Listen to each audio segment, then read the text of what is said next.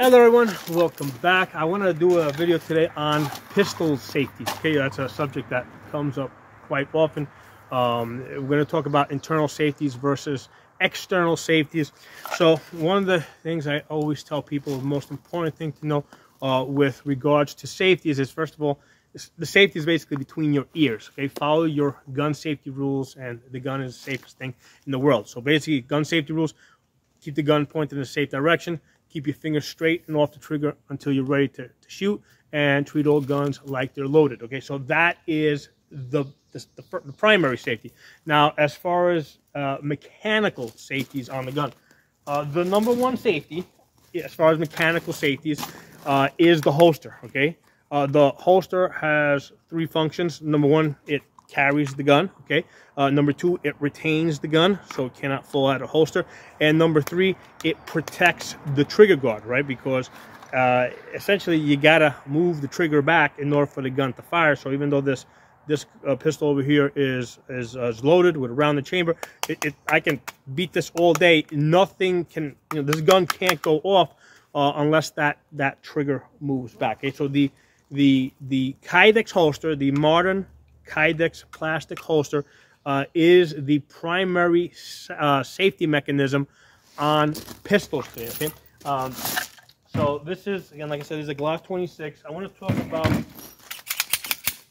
the internal safeties on this, and it's important because I'm going to show you a couple of other guns that have external safeties or different types of safeties, and we can do a comparison. Okay, so with the Glock or a Glock-like gun, when you rack the slide, right, you chamber the first round, what's happening is the gun goes into essentially a half cock position. Okay, and then when you press the trigger, right, there's a little bit of slack, right? That slack that you're taking up, you're completing the cocking action. Okay, so what do we mean you're completing the cocking action?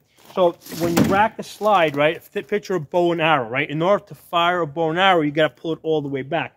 So when you rack the slide, you're only pulling it about halfway back.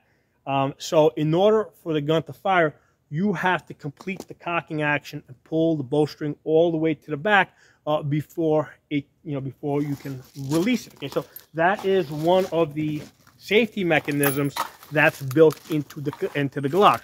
That when you chamber the round and you rack the slide, it is not fully cocked. The firing pin is not all the way back.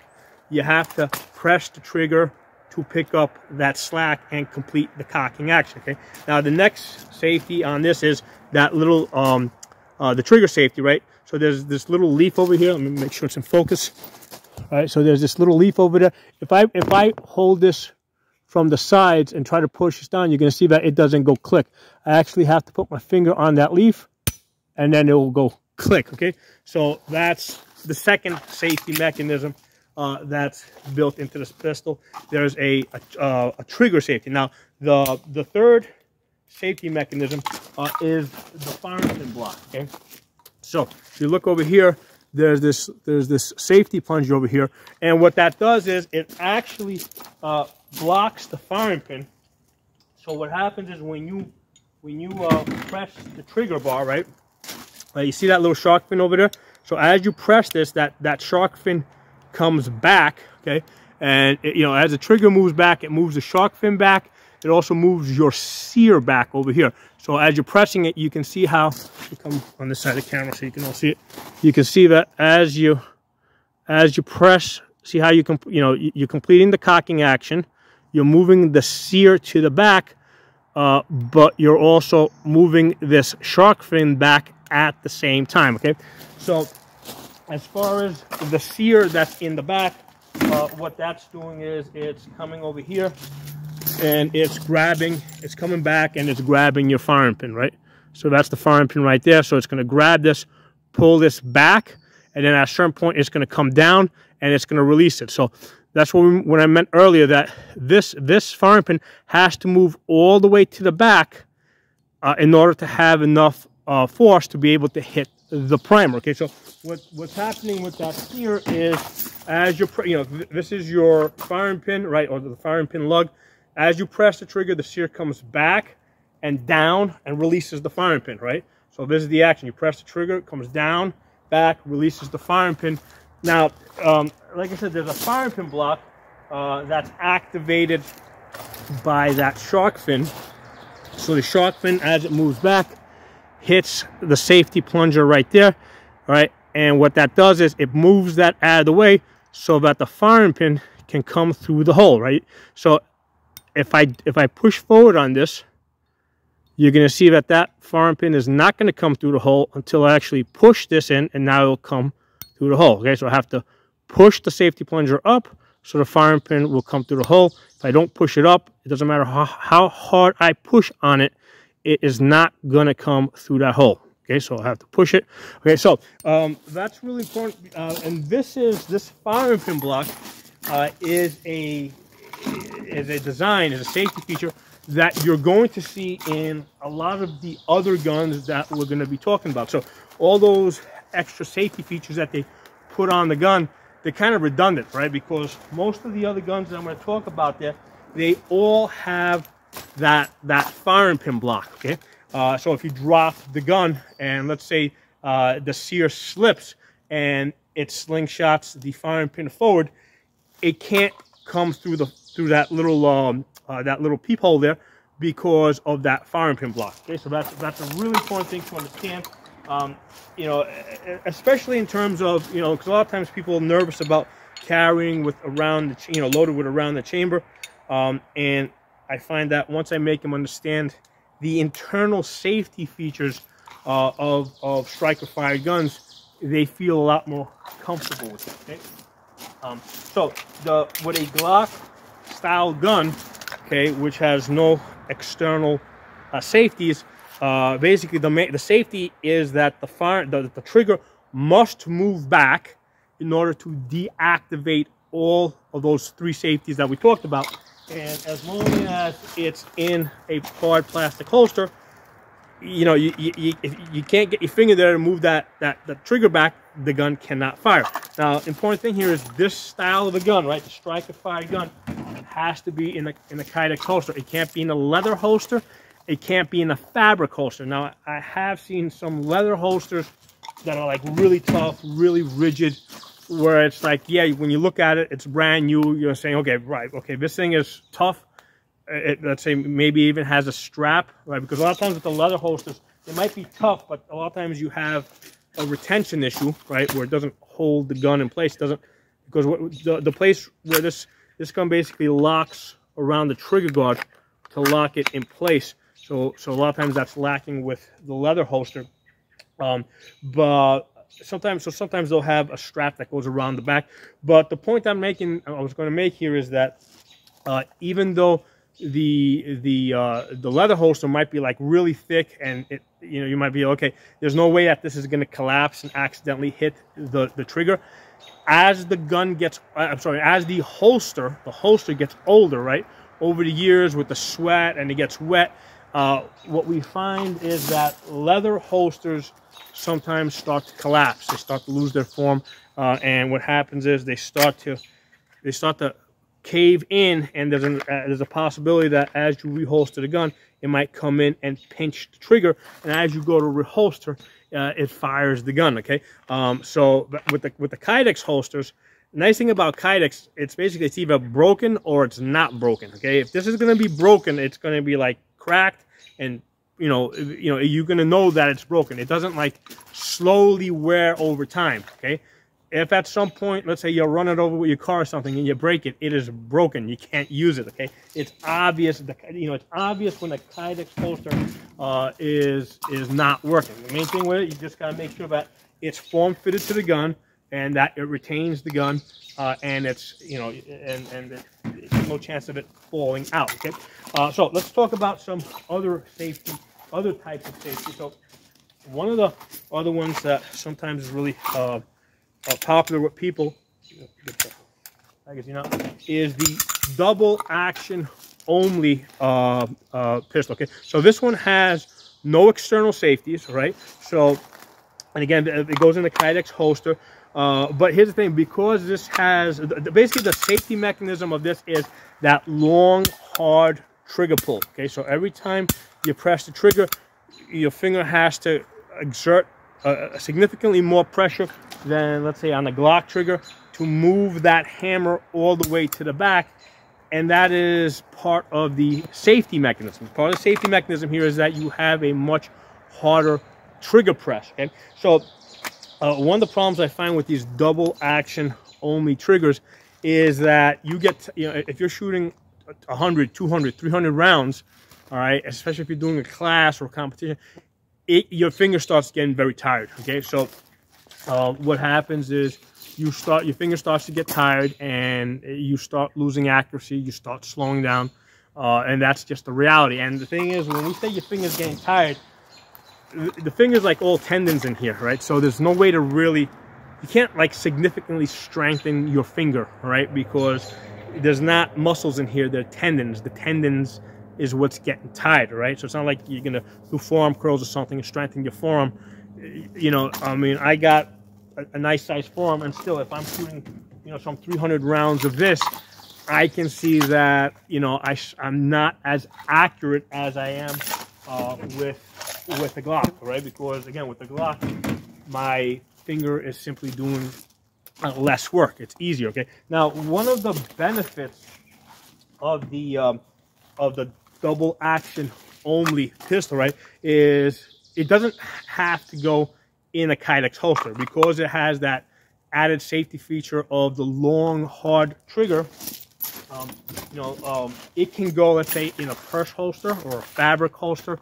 So that's what, so that's one of the benefits. So over here I have a Ruger LCP. So this is a gun that I carried for a while, and for a while I carried this in a soft collapsible inside the waistband holster. Okay, so the gun was small, light, really convenient, and because it has that long, hard trigger pull, right, with the hammer having to move all the way to the back every single time.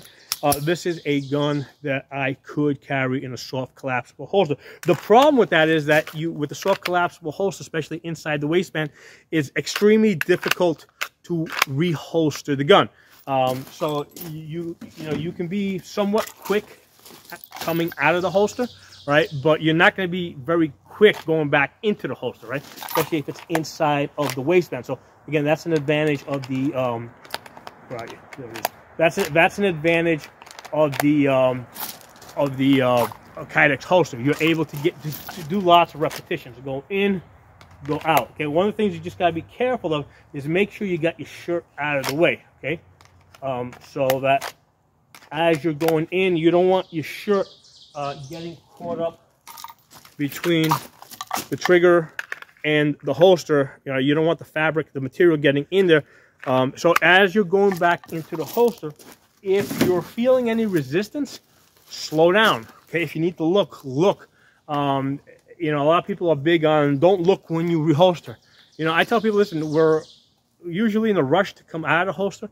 We're not necessarily in a rush to go back in the holster. Now, in a self-defense situation, yes, we want to get the gun back in the holster as fast as possible, because other people coming onto the scene, they don't know what happened. Basically, you don't want people to see you, after a defensive shooting type of situation, holding a gun. Okay, but there's no difference between taking like 1 second and 2 seconds, or 2 seconds and 3 seconds. Okay, so if you need to slow down to get back in the holster a little bit, slow down a little bit. You want to make sure that your clothes does not get caught up in the trigger guard as you reholster. Okay, so you come out fast, but then you can slow down going back in there. Okay, like one of the things I'll teach people: you come out, bang, bang, bang, cover up the gun, right? You can do your scan assess, look around, right? And then, once you're convinced that it's safe to go back in the holster, you can, not rush to get back in the holster, but, quickly get back in the holster, but without going so fast that, you have an accident. Okay, so you want to get in the holster as fast as possible, but not so fast that like you're not sensitive to your clothes or something getting caught up in the trigger guard. Okay, so the point I was trying to make with the double action only pistols is because it's it has that double action only. Okay, that's a safety feature that would allow you to use a fabric holster. And sometimes, especially with women, sometimes the way they dress, or if sometimes they'll have a purse holster, which has a separate compartment for the holster, and that, a lot of times that's fabric. You know, so this is an option for some situations. Even though I was using this gun with a fabric holster for some time, I ended up getting a hard Kydex holster for it because it's just better. Okay, I'm able to do lots of repetitions in and out of holster. So this is the way to go. And these are also pretty cheap holsters. I think I got this from Amazon. It was like something like $20. Okay, this one is from Polecraft. You know, like I was carrying this for about a year, worked fine. Okay, so that's the double action only. Okay, so now we're going to go on to some other designs. So let's talk about the single action, double action. Okay, so on this, the safety mechanism is that you got a hammer here, right? Get the mag out. Right. Okay, so you've got the external hammer. There's a decocker here that basically allows you to drop the hammer. Okay, right. So to decock this, you're going to basically push down. Now that's in safety mode. Now you get a dead trigger. So it's down and up. Okay, so it's two actions, down and then up. Okay, so the down basically it activates the safety, right? Because if you leave it like this, you've got a dead trigger. Okay, you have to push it back up. Okay, so one of the problems that I have seen repeatedly over the years with this design is a lot of times people will, when they decock the gun, right? So they start with, you know, they fire a couple of shots, hammer down. Now they got a dead trigger. They'll reholster the gun like this. So the next time they come out of the holster, they got a dead trigger, and they're like, they have like a brain freeze, and they don't know why the gun's not working. So one of the things I teach people is with this style of a gun, right, with this Beretta 92 style, that where basically you have to push forward to make sure that the safety is off. I teach people to shoot with the thumb up, right, in this position here, because if the safety is down, right, you're gonna feel it, right? You see how I'm hitting it there, and I'm gonna feel it. Okay, so I teach people to shoot this gun with their thumbs up in this position like this. So if they happen to forget the safety on, they're gonna immediately feel it when they're in this position over here. So that's how I teach people to shoot this gun with this thumb pointed up. So if the safety needs to be down, it happens to be down, they're gonna feel it. Okay, so the two problems with this design, okay, is number one, lots of times people forget, like, to first of all, they forget to put the safety on, because lots of times people will reholster this gun with the hammer back without decocking it. Okay, and that's not how this gun was designed to be used.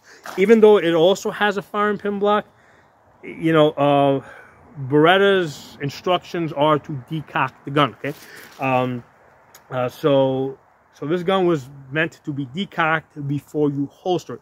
So very common, people will forget, especially on the stress. You're like, when I shoot this gun at the range, I never forget. Yeah, but if I start stressing you out, you know, making you do repetitions, start moving from target to target and shooting and reholstering and doing other stressful things, I find people very quickly start forgetting to decock this gun, and the gun ends up going back in the holster like that. Okay, or when they do remember to decock it, they'll just put it, they'll hit the you know, they'll basically put the safety on, but they're not going to push forward. So when they come, next time they come up out of the holster, they got a dead trigger. They basically got a dead man's gun. Okay, yeah, the gun, you know, in a real life situation, they would be dead because the gun is not working. Okay, so just in case anybody is not familiar with the double action, single action design, the way this works is you chamber around, right?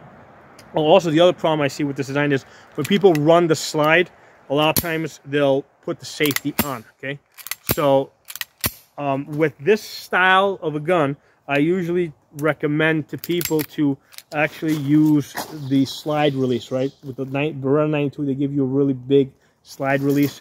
So I tell people to use that, because anytime they're doing this, a lot of times they're going to accidentally put the safety on. So that's another problem with these external safeties, right? The problem with external safeties is they're usually on when you want them off when you want them on, okay? So that's another problem I see with this design under stress when people are rushed. A lot of times as they're running the slide, they will accidentally engage the safety well, when they don't intend to.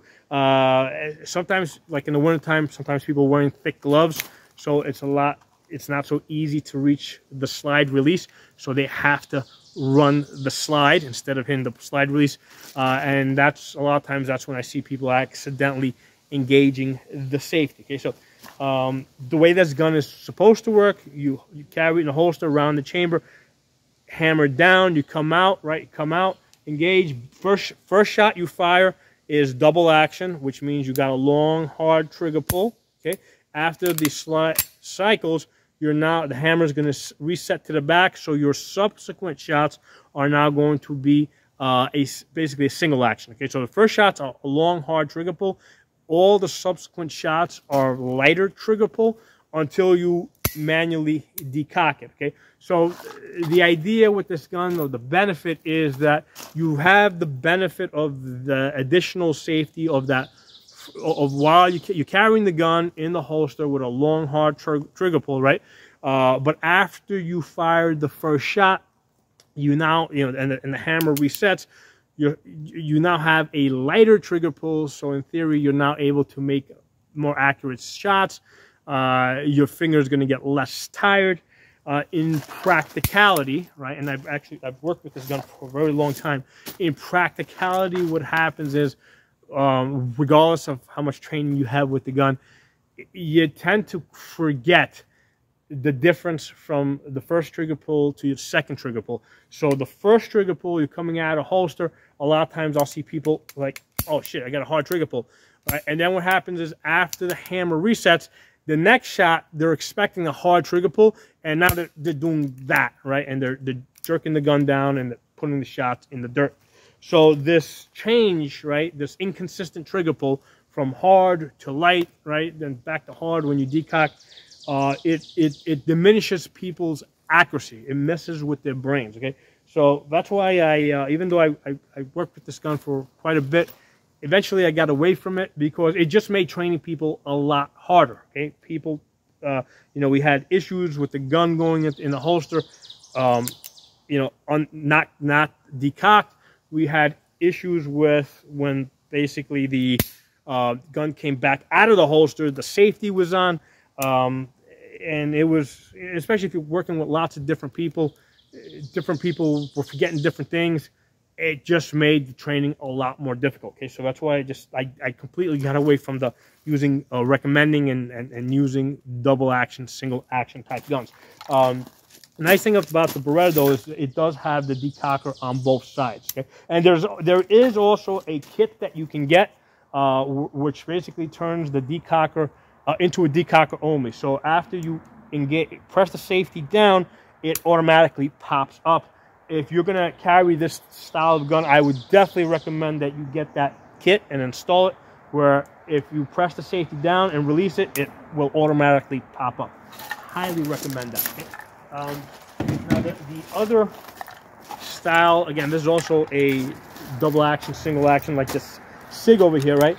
The magazine out. Now these are guns that, like, I really don't shoot that often. That's why I just keep the magazines in them, right? Like with Glocks, I've got like 50 to 100 magazines.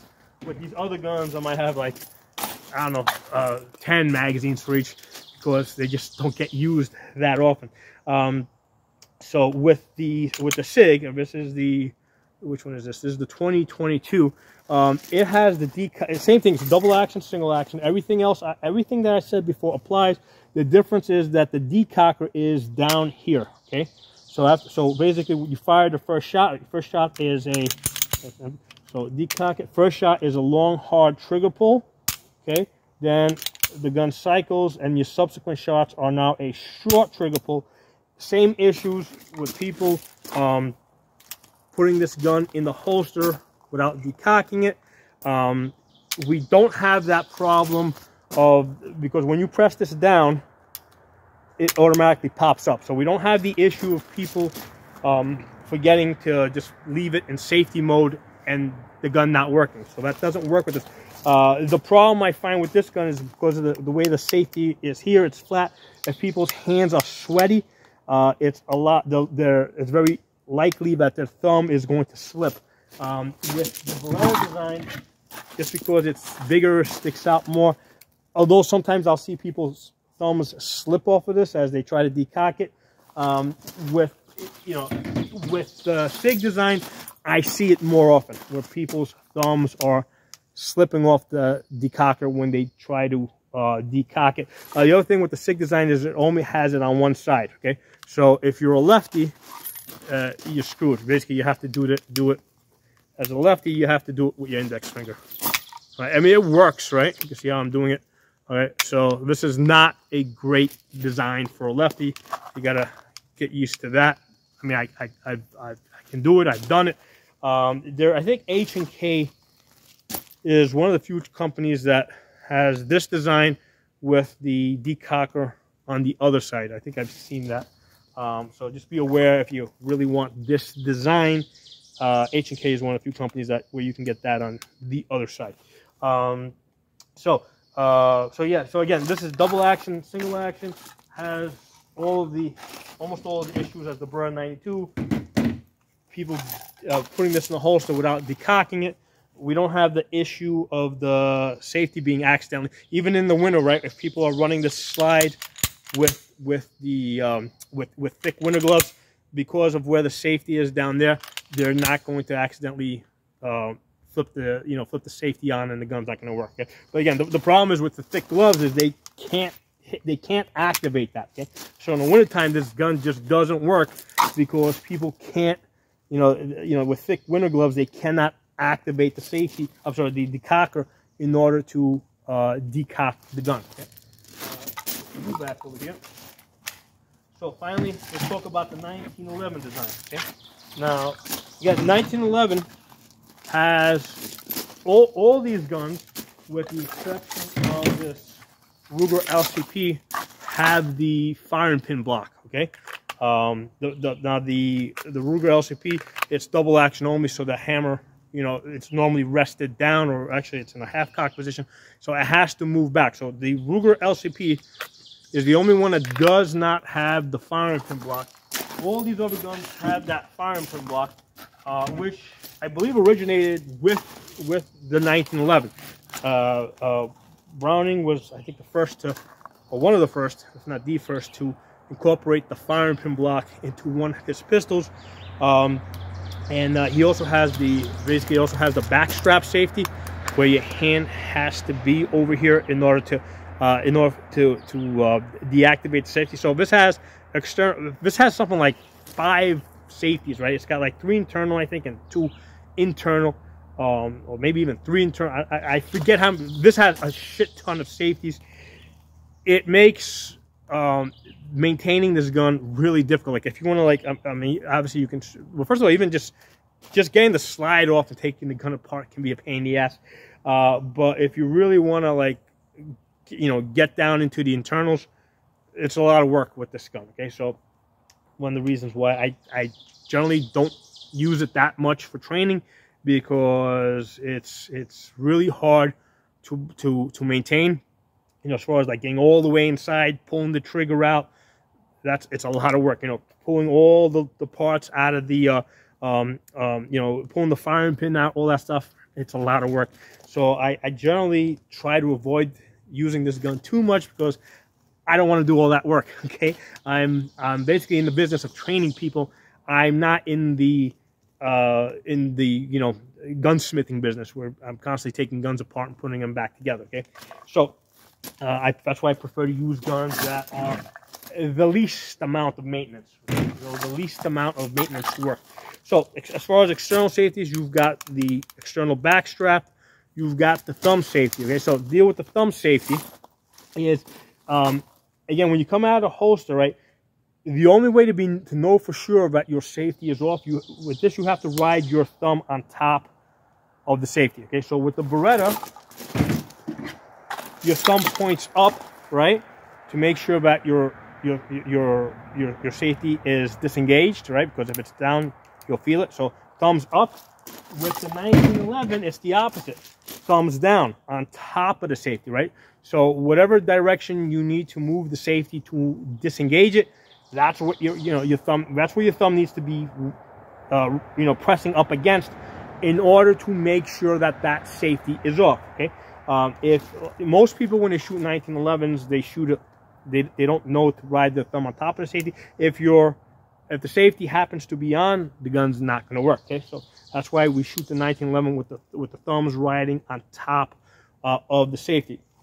Now, interestingly, the thumb safety was actually an afterthought from what I read. Browning in his prototypes did not include a thumb safety. He just had the backstrap safety. Okay, and he was comfortable with that. The reason why he felt that he needed to add the thumb safety is because at the time the holsters had not developed. They were just using leather holsters that were not form fitted to the gun. They had like a flap that came over the top. So what happened was, after you fired the gun, right, you had around the chamber, hammer was back. Okay, so now you got to get this back into the holster. So as you're trying to holster the gun, you have deactivated the safety. Back in 1910, 1911, these ideas of finger discipline, right, and even you know, just the general gun safety rules had not been fully developed. They weren't like always followed religiously. Okay, so people were concerned about accidentally shooting themselves as they were going to as they were going to basically reholster the gun, and that's why Browning added the thumb safety. Again, mostly because the holsters weren't fully developed. They were just using these leather holsters, and many times they were just like soft leather holsters, and they didn't feel comfortable with the backstrap safety alone, so they added the thumb safety. Okay, and the original design only had the thumb safety on the left side, didn't have it on the right side. These Rock Island ones, Rock Island 1911s, are very close to the original 1911 design. One of the things I hate about the original 1911 design is the sights on these are horrible. Okay, they're really low. With my eyesight, I can barely see them. The same color as the gun. I do have other 1911s that have better sights, but on this original design, these sights are horrible for me. Okay, it's very hard for me to use them. But anyway, I wanted to show you guys the original design. It only had the safety on the left side, didn't have it on that side. And with this design, if you're gonna shoot this style of a pistol, basically your thumb has to ride on top of the thumb safety in order to make sure it's deactivated. Okay, now I also recommend that you guys take advantage of modern holster technology. Okay, get yourself if you're going to carry a 1911, get yourself a Kydex holster.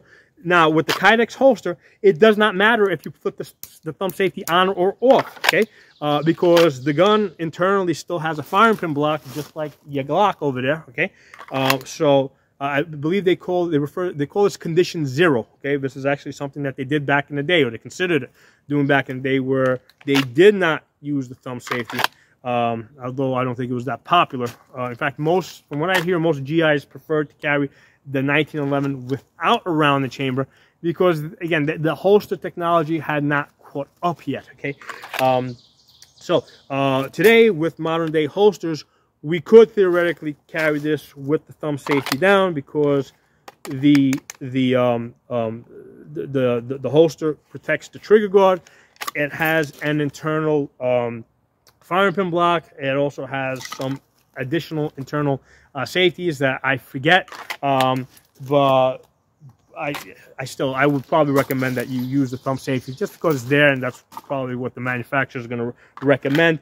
So the main thing with this is you've got to remember, when this comes out of the holster, thumb goes on top of your thumb safety, because that's the only way you're going to be sure that the gun's going to work. Okay, and then thumbs, you got to flip it up, all right, and then this gun was meant to be carried cocked and locked, right, with the hammer back.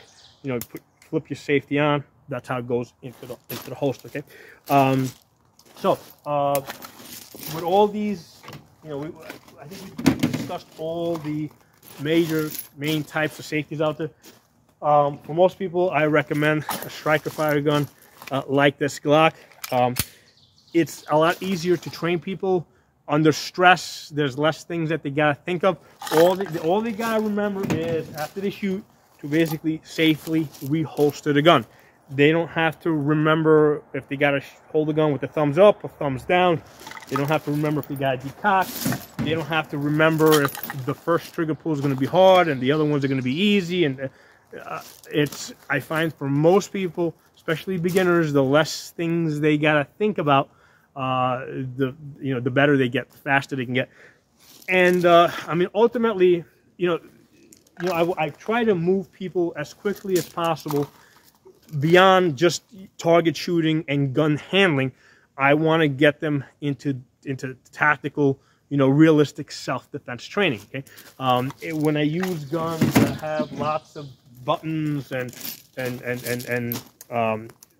basically the inconsistent trigger pulls, I find that I spend way too much time training people on those things rather than the important things such as get behind cover, shoot, move to another piece of cover, shoot, and try to try to train them to be able to function under stress. So, I want to get people to that level, moving and shooting on the 360-degree range. I want them thinking about, what the next target is. I want them thinking about where I am next to them as we're moving through a 3D range.